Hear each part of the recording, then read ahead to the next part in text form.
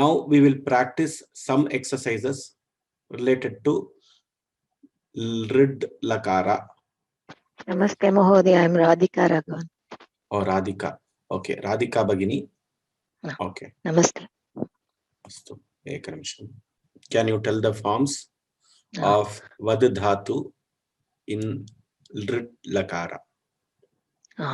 Vad Dhatoh Liti Parasmai Padarupani Vadishyati Vadishyatah Vadishyanti Vadishyasi Vadishyatah Vadishyatha Vadishyami Vadishyavah Vadishyamah. Can you tell the meaning? Saha Vadishyati. He will tell. Tau Vadishyatah. They both will tell. Te Vadishyanti. They all will tell. Tvam Vadishyasi. You will tell. Yuvam Vadishyatah. You both will tell. Yuyam Vadishyatha.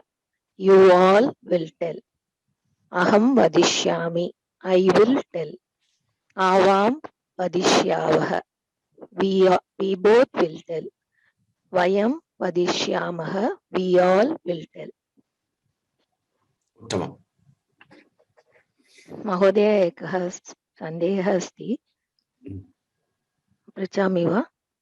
Question answer session मध्ये प्रष्टुं शक्यते। अस्तु महोदय। अग्रिम विषयः अस्ति रामकृष्णराव। भ्रमधातोः लिटि आत्मपदी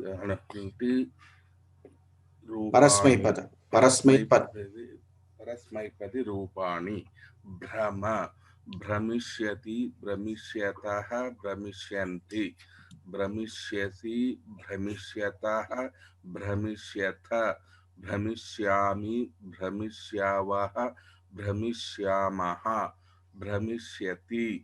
He wanders. He will wander. Brahmishyatah. They too wander. They too shall wander. Will wander. Patishyanti. They all will wander. Patishyasi. You will wander. Patishyatah. You both will wander. Patishyatha. You all will wander. Patishyami. Brahmishyami. I will wander. Patishyavaha. Brahmishyavaha.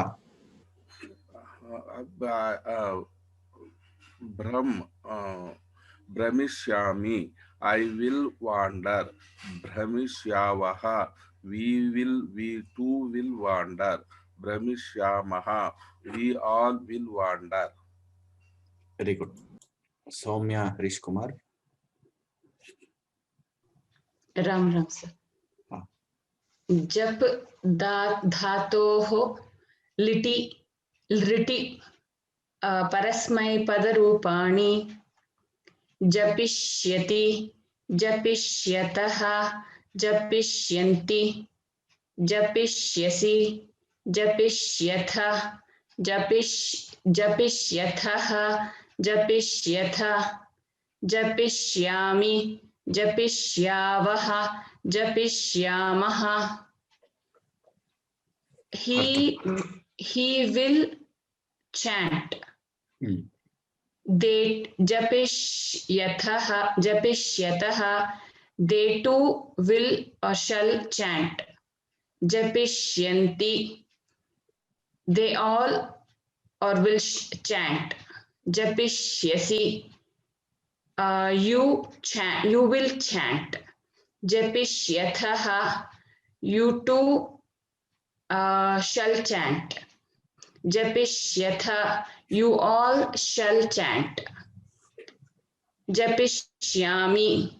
I will chant. Japishyavaha. We both shall chant. Japishyamaha. We all shall chant. Uttamam. Dhanyavadah. Annapurna. Ram Ram Ram महोदय। नंद धातोः लिटि परस्मैपदरूपाणि Riti. लिटि Hmm. लिटि Hmm. नन्दिष्यति नन्दिष्यतः नन्दिष्यन्ति नन्दिष्यसि नन्दिष्यथः नन्दिष्यथा नन्दिष्यामि नन्दिष्यावः नन्दिष्यामः सः नन्दिष्यति। He prospers. He will prosper. तौ नन्दिष्यतः. They both will prosper. ते नन्दिष्यन्ति. They all prosper. त्वं They all will prosper. They all will prosper. त्वं नन्दिष्यसि. You will prosper. युवां नन्दिष्यथः. You both will prosper. यूयं नन्दिष्यथ. You all will prosper. अहं नन्दिष्यामि. I will prosper. आवां नन्दिष्यावः. We both will prosper. वयं नन्दिष्यामः. We all will prosper. धन्यवाद. धन्यवादाः. कीर्तना अनिल. लिख धातोः लटि परस्मैपदरूपाणि Riti. Riti. ऋटि परस्मैपदरूपाणि लिखिष्यति लिखिष्यतः No, it is lekhishyati. लेखिष्यति लेखिष्यतः लेखिष्यन्ति लेखिष्यसि लेखिष्यथः लेखिष्यथा लेखिष्यामि लेखिष्यावः लेखिष्यामः सः लेखिष्यति. He will write. तौ लेखिष्यतः. They both will write. ते लेखिष्यन्ति. They all will write. त्वं लेखिष्यसि. You will write. युवां लेखिष्यथः. You both will write. यूयं लेखिष्यथ. You all will write. अहं लेखिष्यामि. I will write. आवां लेखिष्यावः. We both will write. वयं लेखिष्यामः. We all will write. धन्यवादाः. विनोद शर्मा. Good morning. सुप्रभातम्. पठ धातोः मेल धातोः लिटि परस्मैपदरूपाणि मेलिष्यति मेलिष्यतः मेलिष्यन्ति मेलिष्यसि मेलिष्यसि मेलिष्यसि मेलिष्यथः मेलिष्यत् मेलिष्यामि मेलिष्यावः मेलिष्यामः सा मेलिष्यति. She will meet. ते मेलिष्यतः. They too ladies will meet. ताः मेलिष्यन्ति. Those all ladies will meet. त्वं मेलिष्यसि. You will meet. युवां मेलिष्यसि. You too will meet. युवां मेलिष्यथः. युवां मेलिष्यथः. You too will meet. यूयं मेलिष्यथ. You all will meet. अहं मेलिष्यामि. I will meet.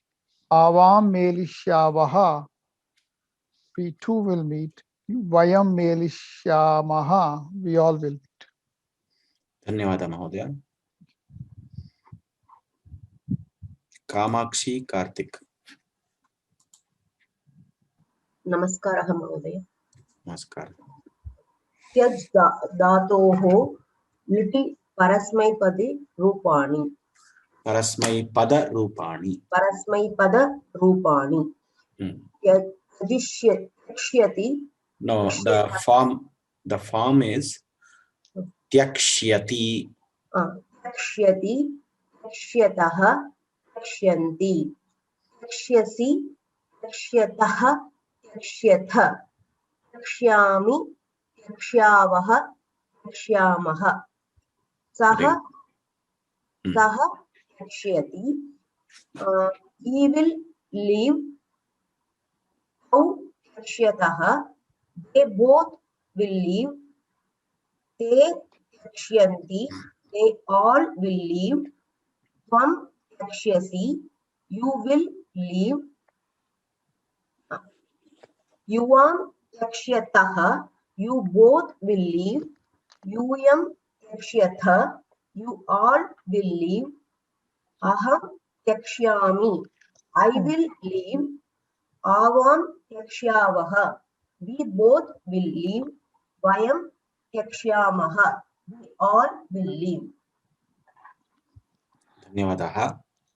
A.S. Swaminathan. A.S. Swaminathan. Ram Ram Ram Ram Ram.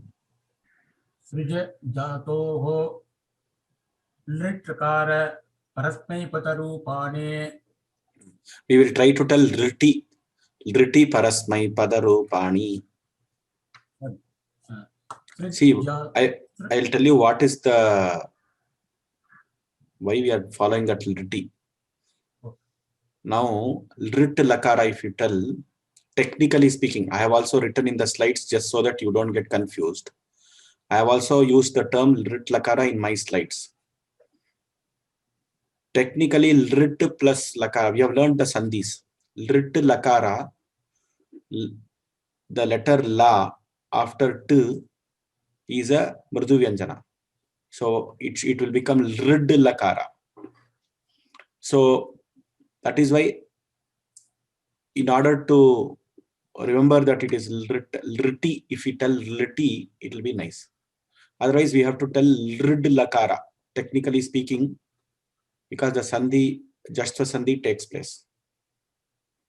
There are, in all the books, for the sake of Spashta Pratipatti, they don't change. They write it as Rit Lakara. They are also not wrong, technically. But what happens is that is only to, at the beginner level, in order to, for us to know that it is not Rid, the original name of the Lakara is not Rid, but it is Rit. To understand that, they are writing that. Okay. So that is why I am trying to tell, if we can follow Riti, it will be nice. That is what I am trying to say. Ram Ram can I start? Start. ऋट् लकार Ada Riti. Srij dhatoho Riti Parasmaipada Rupani. Now you can start. धातोः ऋटि लकार परस्मैपदरूपाणि प्रथमपुरुषं Pratama Purushaha. प्रथमपुरुषः सृष्यति सृष्यतः Srakshyati. Srakshyati. स्रक्ष्यति स्रक्ष्यतः स्रक्ष्यन्ति स्रक्ष्यसि स्रक्ष्यतः स्रक्ष्यत स्रक्ष्यामि स्रक्ष्यावः स्रक्ष्यामः सा yes please. So if you see the Tyaj and Srij Dhatu, the two dhatus, we are having, it will look like Ladlakara form. It will look like Ladlakara form. So what will happen? Tekshati, people can write it as Teksh Dhatu and put it as Latlakara and say some Ya Vikarna Pratyaya has come. But that is not the case. Here it is a Rid Lakara and Tyaj Dhatu. So we have to carefully understand the first form of the dhatus in Rid Lakara. So carefully we have to study the forms. Tyaj shall become Tyakshyati. We should note that in the future tense, Tyaj will become Tyakshyati. Srij will become Srakshyati. So these things we have to understand. So be very careful. Mahodaya, you can continue with the meanings. Saha srakshyati, he will create. To srakshiyatah. They will create. They both. They both will create. Te srakshyanti. They all will create. And next is Madhyama. Tvam. Tvam srakshyati. Srakshyasi. Tvam si. Tvam srakshyasi. She will create. Aisha. You, yes. Yuvam srakshyatah. She will, You both. You both create. Shall create. You both shall create. Hmm. Vayam srakshyata. Yuyam. Tvam yuvam yuyam. Yuyam srakshyata. You all will create. Aham srakshyami. I will create. Avam srakshyavaga. We both will create. Vayam srakshyamaga. We all will create. Very good. Dhanyavadah. Ram. Dhanyavadah. Pradnya. उपधातोः Dhriti परस्मैपदरूपाणि कोपिष्यति कोपिष्यथः कोपिष्यन्ति कोपिष्यसि कोपिष्यथः कोपिष्यथ कोपिष्यामि कोपिष्यावः कोपिष्यामः कोपिष्यसि. He will be angry. कोपिष्यतः. They both will be angry.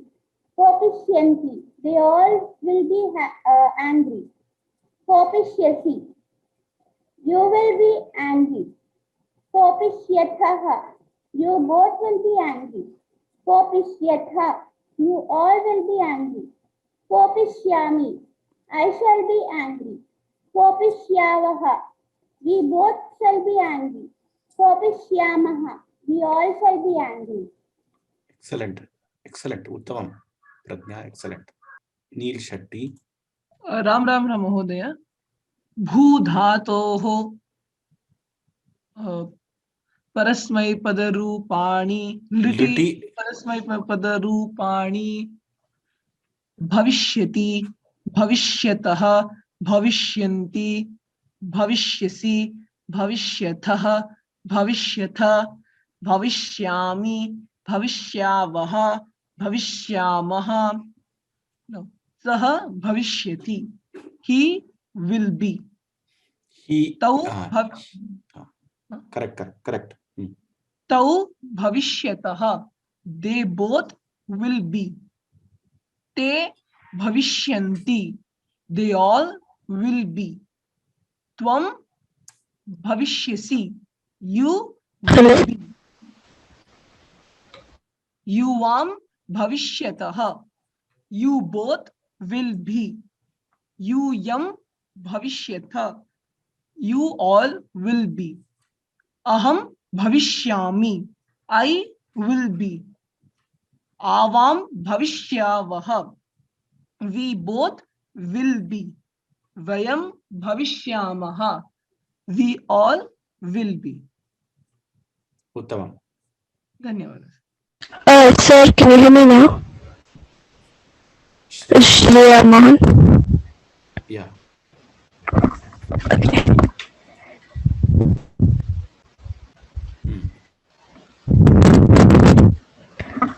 Sir, I don't know what to say in the beginning. Gai dhatoh. Gai dhatoh. Riti. Parasmaipadarupani. Parasmaipadarupani. Can you tell the forms? Okay.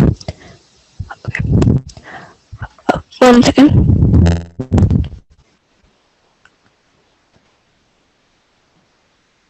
Sir, am I able to see your screen? You are not able to see the screen? No.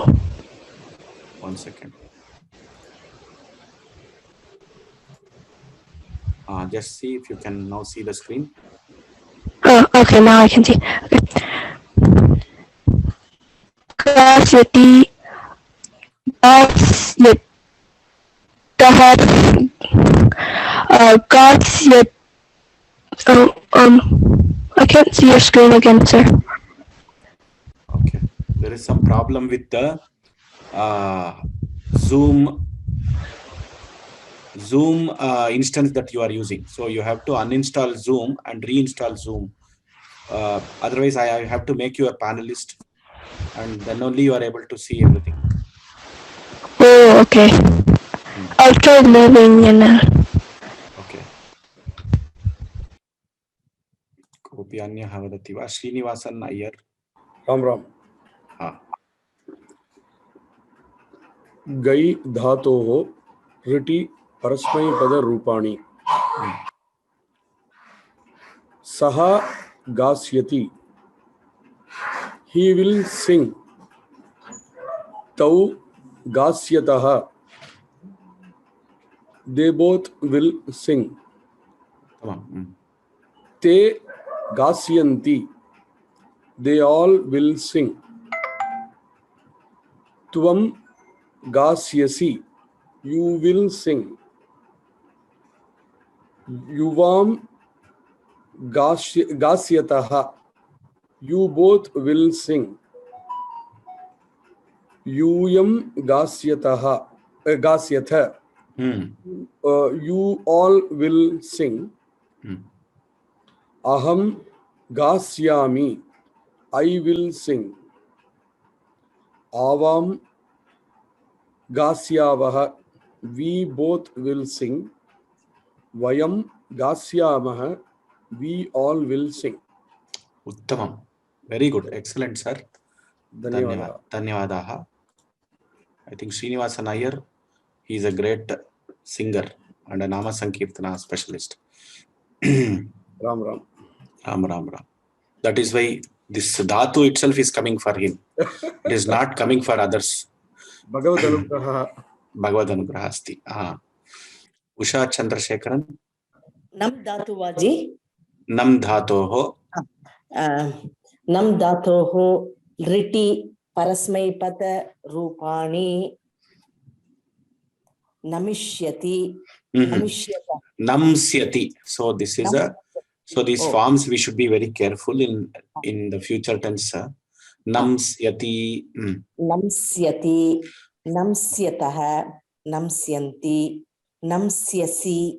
Namsyatah. Namsyata. Namsyami. Namsyavaha. Namsyamaha. Arthaha? Saha namsyati. He will bow. Thau namsyataha. They both will bow. Te namsyanti. They all will bow. Tvam namsyasi. You shall bow. Yuvam namsyataha. You too shall bow. Yuyam namsyata. You all shall bow. Aham namsyami. I will bow. Avam namsyavaha. We too shall bow. Vayam namsyamaha. We all will bow. Uttamam. Dhanyawad. Dhanyawad. Idanim Guru Shankar Mahodaya. जी ज्ञातो त्रिटि लकारा परस्मैपद रूपाणि जेष्यति जेष्यतः जेष्यन्ति जेष्यसि जेष्यतः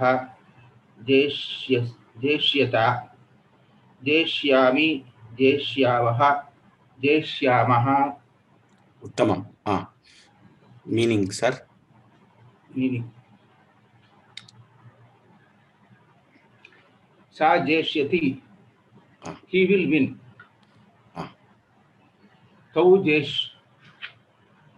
jeshyataha. They too will win. Te jeshyanti. they all will win. Tom Jeshyasi, you will win. Jom Jeshyataha, you too will win. Yuvam Jeshyatha. Yuvam Jeshyataha, you too will win. Yuyam Jeshyataha, you all will win. Yuyam Jeshyatha. Tatra visargah nasti. Anga visargam kadiyadu.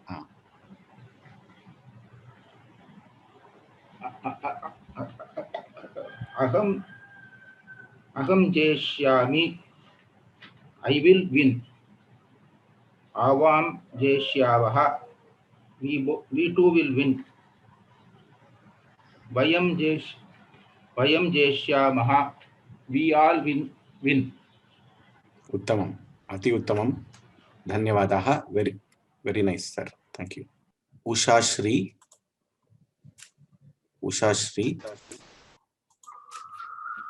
नमस्ते महोदय। प्रच धातोः लटि लृटि future tense लुटि लकारः परस्मैपदरूपाणि प्रक्ष्यति प्रक्ष्यतः प्रक्ष्यन्ति प्रक्ष्यसि प्रक्ष्यतः प्रक्ष्यथ प्रक्ष्यामि प्रक्ष्यावः प्रक्ष्यामः सः प्रक्ष्यति he will read so he will ask ते प्रक्ष्यतः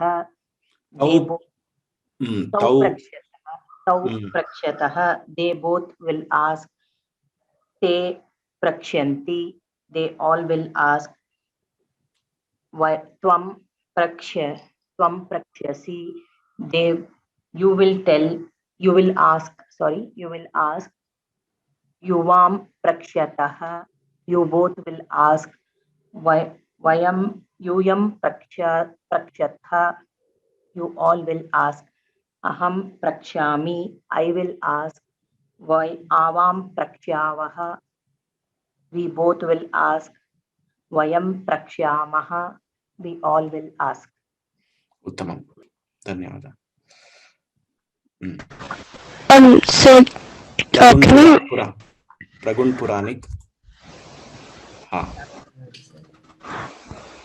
so can I rejoin as a panel? As an attendee because I can't raise my hand. Can you make me? I'll make you attendee. Sir, can I start? Pragun, please start.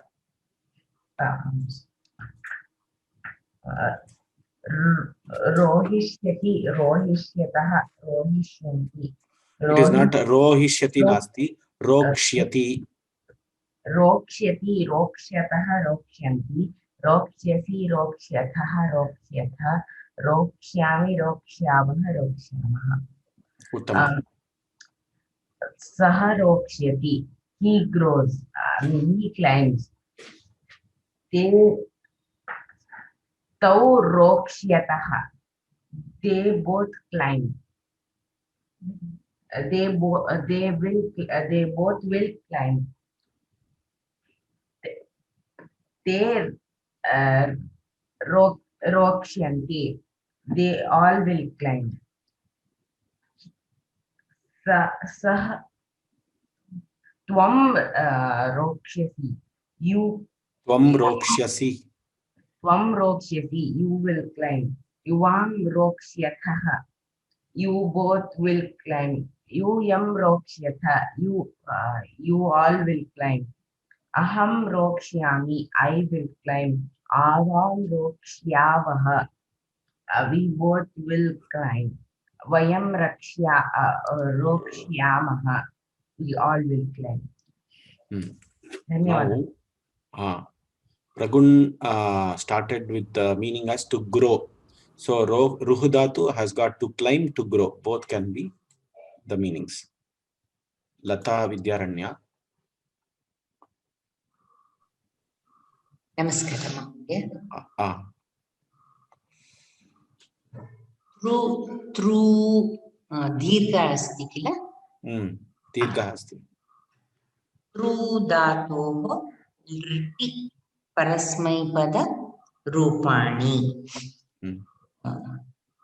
तरिष्यति तरिष्यतः तरिष्यन्ति तरिष्यसि तरिष्यर्थः तरिष्यथ तरिष्यामि तरिष्यावः तरिष्यामः means सः तरिष्यति he swims he will swim he will swim तरिष्यतः सः तौ तरिष्यतः they both will swim तरिष्यन्ति ते तरिष्यन्ति they all will swim then त्वं तरिष्यसि you will swim युवां तरिष्यथः you too will swim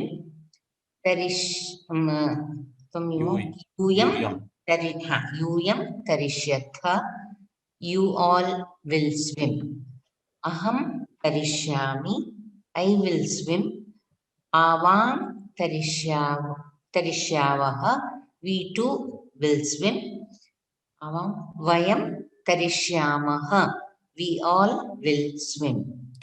Now tarishyati tru dhatu can also mean to cross, to swim, to cross.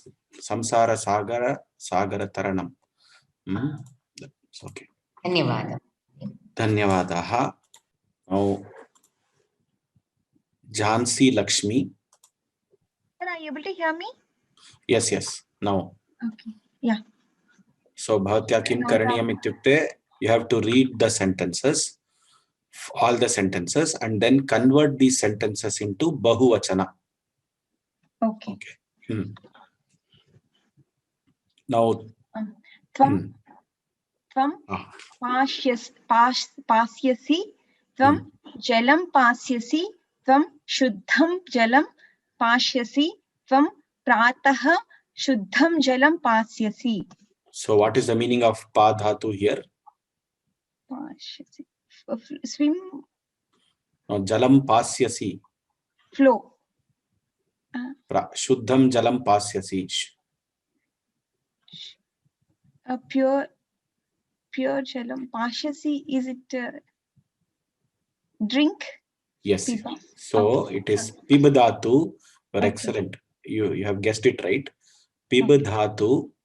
Pibati in latlakara becomes pasyati in lridlakara. So we have to be careful when we do this. That is why. So you only guess the meaning from the context. Tvam prataha shuddham jalam pasyasi. Yeah. You guessed from that sentence. Now convert to bahuvachana. Okay. Yuyam pashyatha. Yuyam jalam pashyatha. यूयं शुद्धं जलं पाश्यथ यूयं प्रातः शुद्धं जलं पाश्यथ. Very good. Dhanyavadaha. Excellent. धन्यवादाः. Balakrishna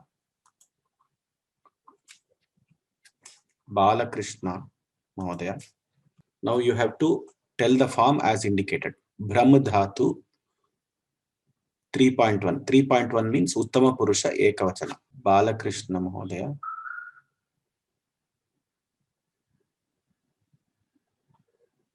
Okay. Kundan Mahodaya. Brahmishyami. Uttamam. Very good. Kalyani Mahesh. 2.3 Madhyama Purusha Bahuvachanam. It's Lekishyatha. Excellent. Thank you, sir. Devika Ravi. Kup dhatu. Kupishyati.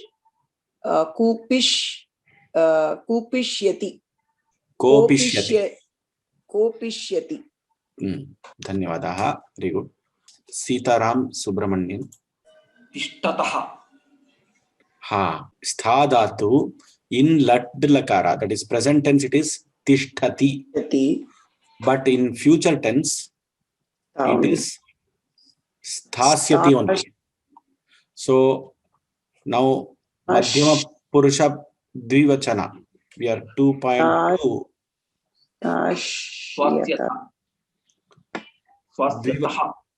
Sthasyataha. There is a typo error there. Sthasyataha is the answer. Very good.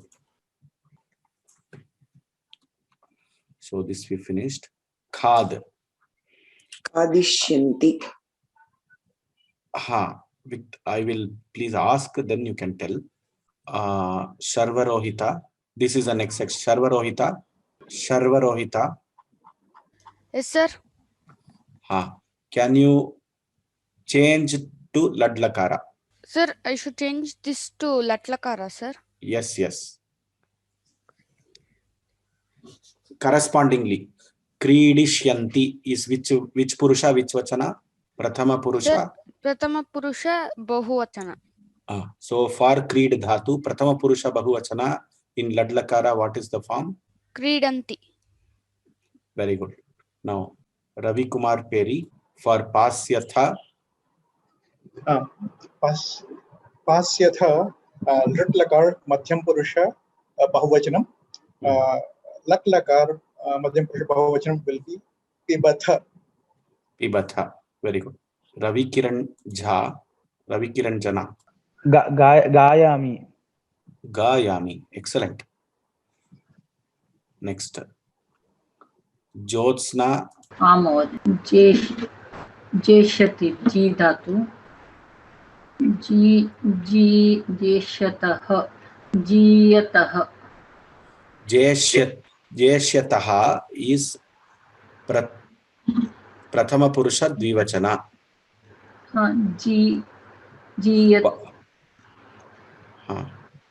Jiyataha.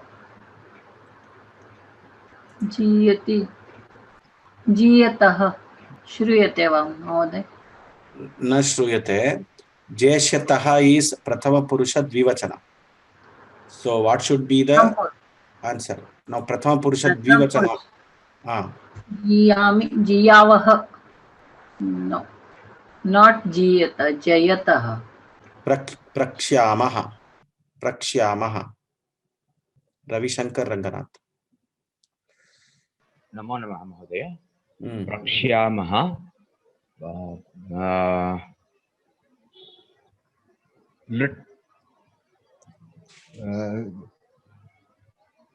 How should I change this? Prakshyamaha, which you only tell. Prakshyamaha is Uttama Purusha Bahuvachana. Uttama Purusha Bahuvachana of Ladlakara. Prichanti. Uttama Purusha. Prichamaha. Prachamaha. Dhanyavadaha. Dhanyavadaha. Muralidhara.